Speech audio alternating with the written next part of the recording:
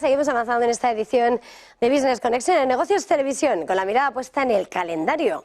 Una semana de cuenta atrás para las campañas. Las elecciones europeas son ya, comienzan a votar en algunos países, en España el día 9. Vamos al análisis de lo que está en juego, lo que está en estas elecciones europeas. Y lo hacemos hasta ahora con Aquilino Cayuela, director de Ciencias Políticas de la CEU, de la Universidad CEU. Aquilino, muy buenos días. Hola, muy buenos días. ¿Cómo estáis? Bueno, lo primero quería preguntarle de cara a lo que está siendo esta convocatoria electoral ahora mismo en Europa. ¿Cómo definiría ahora mismo, con lo que están poniendo sobre la mesa todos los actores, cuál está siendo la mayor pugna con la que se está acudiendo a las urnas en este momento, el momento de Europa?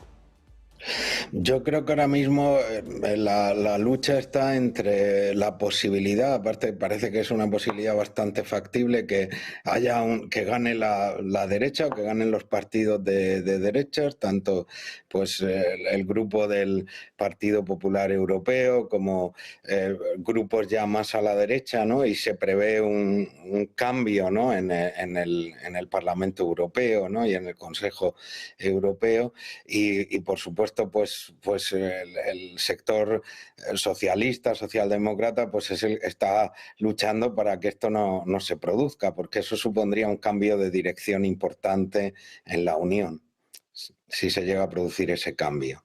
La convocatoria de las urnas introducirá un cambio de página en el futuro de Europa, un gobierno sea como sea que se conforma en las instituciones comunitarias, pero sin lugar a dudas ha habido dos cosas que marcan un antes y un después a la hora de dibujar ese futuro, lo que ha sido los efectos de la pandemia y a consecución la guerra en Ucrania, la ruptura con Rusia, con esa energía barata y de alguna manera ha puesto de relieve lo fundamental, ¿no? De subir de nivel en esa Europa, en esa autonomía estratégica. ¿Cómo se analizan en estos momentos estas cuestiones? ¿Cómo está introduciéndose en el discurso? No, efectivamente, ahora mismo la Unión Europea se enfrenta pues a un cambio en el orden mundial. O sea, desde la pandemia, que ya fue una importante alteración en el orden mundial, el afrontar la pandemia, posteriormente la ocupación de Ucrania por parte de Rusia, ¿no? Y desde entonces, pues ya más de 2 años de conflicto que tenemos, más muy recientemente el conflicto que se ha abierto en Oriente Medio desde el 7 de octubre. Entonces, el mundo ha cambiado. O sea, el mundo ha cambiado completamente. Estamos en lo que muchos analistas hablan de una era de incertidumbre, o yo prefiero llamar una era de conflictos, que además detrás de esos conflictos hay una lucha hegemónica entre Estados Unidos y el importante crecimiento de China, la aparición además de nuevas narrativas políticas que prácticamente estaban desaparecidas, fundamentalmente pues la de Xi Jinping en China, la de Vladimir Putin en Rusia, y se ha pasado de un mundo que se denominaba unipolar a lo que ahora se denomina un mundo multipolar. O sea, ahora mismo hay muchos factores, la situación internacional cambia, ¿no? Y realmente la tendencia pues podría ser catastrófica, ¿no? Europa ciertamente está en medio, de hecho una de las guerras la tiene en el corazón de Europa, en Europa central. El conflicto con Rusia ha cambiado también esa dependencia energética tan importante que había, que al mismo tiempo también estaba beneficiando a muchos países europeos como Alemania, por ejemplo, quizás sea el mejor ejemplo de todo esto, ¿no? Pero luego también el conflicto de Oriente Medio agrava la tensión a nivel mundial, porque ciertamente que Israel es de alguna manera el baluarte de Occidente en el Oriente Próximo, pero todo el entorno árabe, pues también la dependencia energética del petróleo fundamentalmente es muy importante, ¿no? Entonces, todo eso evidentemente que está detrás. Europa también otro de los problemas que ha aparecido es la situación de la seguridad de Europa, ¿no? Que Europa estaba prácticamente desarmada o estaba no preparada para cualquier tipo de conflicto de esta índole, ¿no? Y entonces ahora mismo se es consciente que mínimo un 2% de los presupuestos europeos se tienen que destinar a defensa y seguridad, y esas cifras aún no se han alcanzado, ¿no? Pero urge realmente la defensa de Europa y además la autonomía de Europa con respecto a su dependencia de Estados Unidos, ¿no? Porque ahora mismo son muchos frentes. En este contexto, ha señalado de alguna manera, en ese análisis de cómo va envolviendo ese cambio del orden mundial, esa geopolítica, cómo el conflicto en Oriente Medio asciende a un nivel clave en lo que es el desarrollo, en las políticas, con socios internacionales, con aliados internacionales por parte de la Unión Europea, que por una parte, como decía, tiene el bastión de Occidente en esa zona del mundo en Israel, pero por otra parte todos en torno a lo que es ese conflicto entre Israel y Hamás, lo que es Palestina, es el mundo árabe, que son socios claves en la parte energética. ¿Cómo puede ir desarrollándose? Porque estamos viendo también las posiciones encontradas dentro de la Unión, incluso para el reconocimiento palestino, que sí acaba de hacer España en contra de otros países. ¿Qué nivel de emergencia añade ese conflicto a lo que es precisamente ese dibujo de señalar la defensa en Europa, al tiempo que se le liga la defensa y los intereses comerciales, una vez más?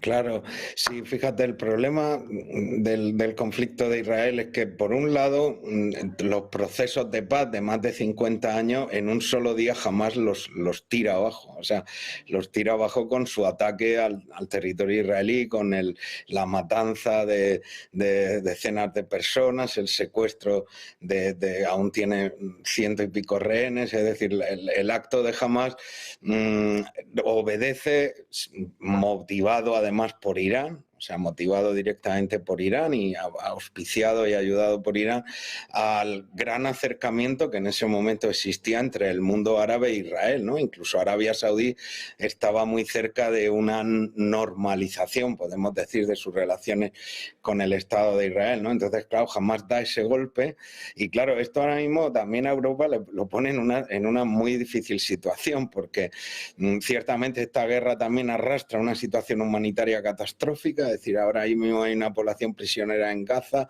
etcétera.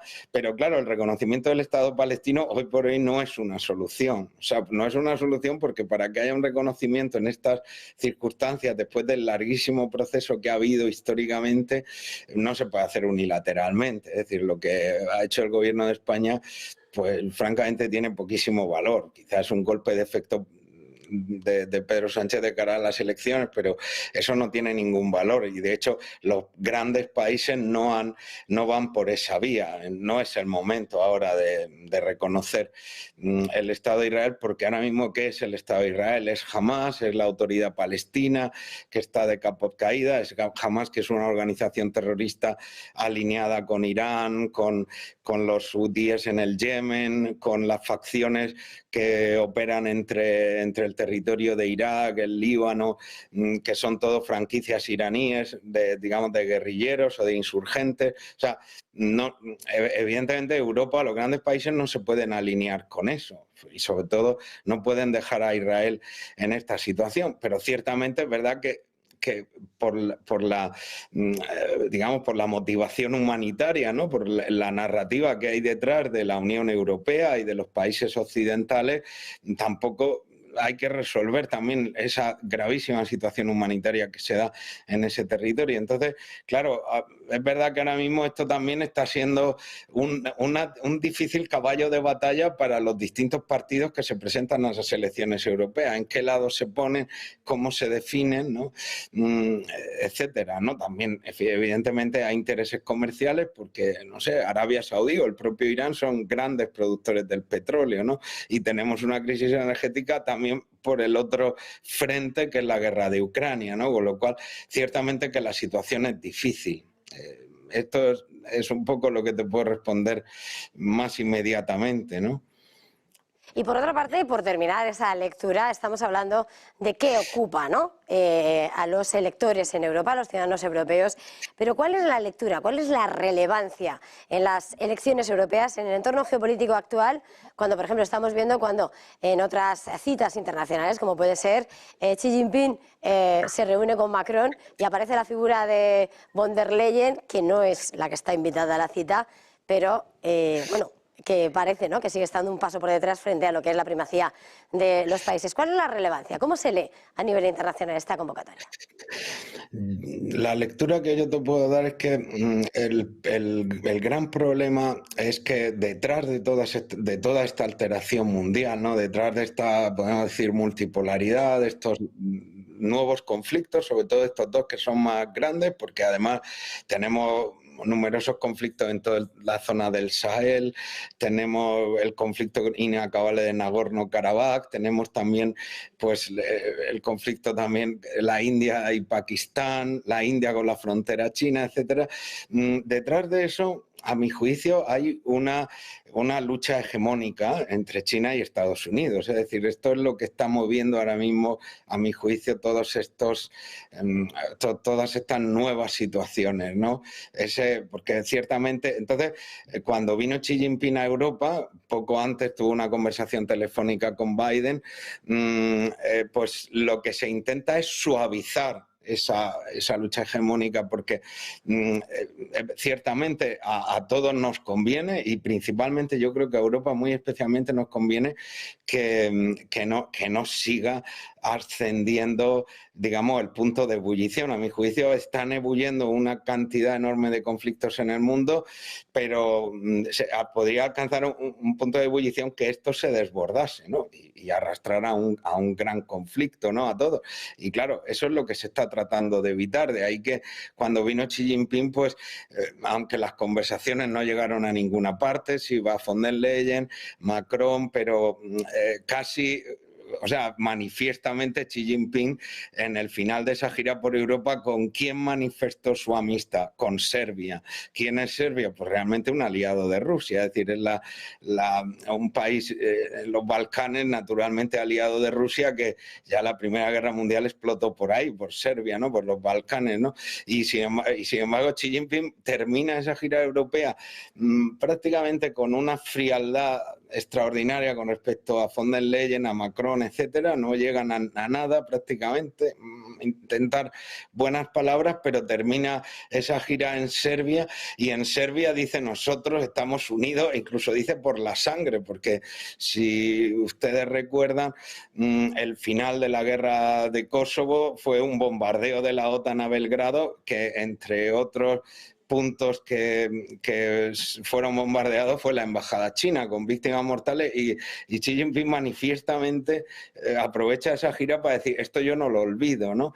Y ahí está esa tensión. Es decir, yo creo que la gran tensión de fondo es ese creciente conflicto hegemónico con China, ¿no? Y además que, claro, Rusia claramente en esta situación está aliada, está de la parte de China, y de hecho poco después se reúne Xi Jinping con Putin y manifiestan ese acuerdo, vamos, tácito o explícito, pero que reafirman, digamos, su gran amistad, ¿no?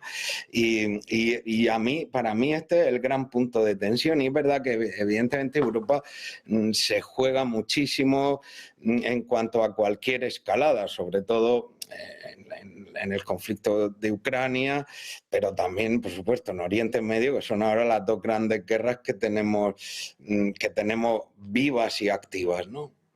Aquilino Cayuela, de la Universidad CEU, gracias por este tiempo, feliz jornada, felices clases. Muchas gracias. Muchas gracias, buen día, ¿eh? Buen día, hasta luego.